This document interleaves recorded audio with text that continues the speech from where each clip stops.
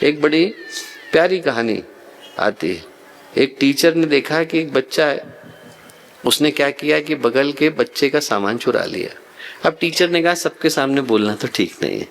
उन्होंने उस बच्चे को पकड़ा और लेकर के घर गए तो उनके जो पिता थे वो बड़े अच्छे पद पर एक बड़े से अफसर थे। उन्होंने जैसे ही जाकर के उनसे कहा कि भैया ये आपका लड़का चोरी कर रहा था, ये कहना था कि पिता ने एक जोर का लपड़ लगाया, बोले मैं तेरे लिए ऑफिस से इतनी अच्छी अच्छी चीजें उठा करके लाता हूँ तब भी तू चोरी करता है। अब ये कहना था कि वो जो टीचर थे बोले कि साहब गलती हो गई, हम तो यहाँ गलती से आ गए। बोले क्यों? बोले मैं तो ये सोच करके आया था कि अभाव के कारण चोरी कर रहा है, पर यहाँ आकर के पता चला कि तो स्वभाव के कारण चोरी कर रहा है।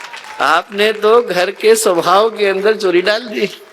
तो यदि आदमी का चरित्र कमजोर हो गया, व्यक्तित्व कमजोर हो गया, भावनाएं कमजोर हो गई, जीवन की दिशा कमजोर हो गई, तो सब कुछ पा लेने के बाद भी आदमी के मन का जो असंतोष है उसको यही महसूस कराता है कि मुझे अभी कुछ मिला नहीं, अभी और दौड़ने की आवश्यकता है।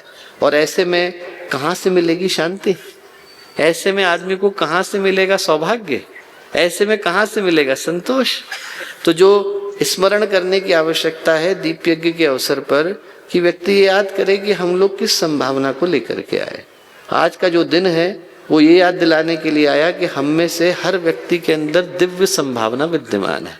छोटी छोटी चीजों के लिए दौड़ने के लिए मनुष्य का जीवन नहीं मिला इसलिए कि हम लोग गुरुदेव की तरह का जीवन जी सकें, मिला इसलिए कि हम विवेकानंद की तरह का जीवन जी सकें, मिला इसलिए कि हम महापुरुषों की तरह का जीवन जी सकें और एक ऐसी विरासत को छोड़ करके जाए कि जब जाए तो हमारे को भी गौरव हो, ज्यों की त्यों धर दीनी चदरिया, जो करने को मिला था वो अच्छे से करके जा रहे हैं। हमारे मन में तृप्ति हो, संतोष हो कि हमारे कर्म ऐसे हैं जिसके आधार पर हम चेहरा उठा करके भगवान के सामने खड़े हो सकते हैं और ये कह सकते हैं कि भगवान जो अवसर आपने दिया उसके साथ हम लोग न्याय कर पाए, इंसाफ कर पाए।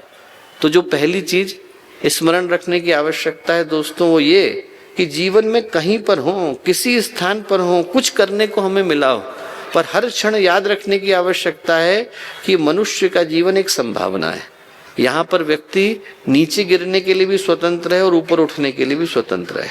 परमात्मा हमारे कार्यों में हस्तक्षेप नहीं करते हैं, प्रकृति नहीं करती है। वही रावण तपस्या करने के लिए बैठते हैं तो भगवान वरदान देने के लिए आते हैं। वही रावण कुमति के मार्ग पर चलता है, अनीति के मार्ग पर चलता है तो भगवान उसका वध करने के लिए भी उतरते हैं। उन्हीं भगवान ने तो अवतार दिया। सिर्फ यहाँ पर हमारे जो कर्म हैं वो हमारे जीवन के पथ को प्रशस्त करते हैं। तो जो पहली चीज है याद रखने की वो ये कि ये संभावना के रूप में मिला हुआ मनुष्य का जीवन है, हाथ से निकल न जाए। कहीं ऐसा नहीं हो कि हमें जब तक होश आए, बोध आए, तब तक बहुत देर हो चली हो। हमारे YouTube चैनल शांति कुंज वीडियो गायत्री परिवार को सब्सक्राइब करें एवं बेल आइकन जरूर दबाएं ताकि गायत्री परिवार की विभिन्न गतिविधियों की जानकारी आपको मिलती रहे।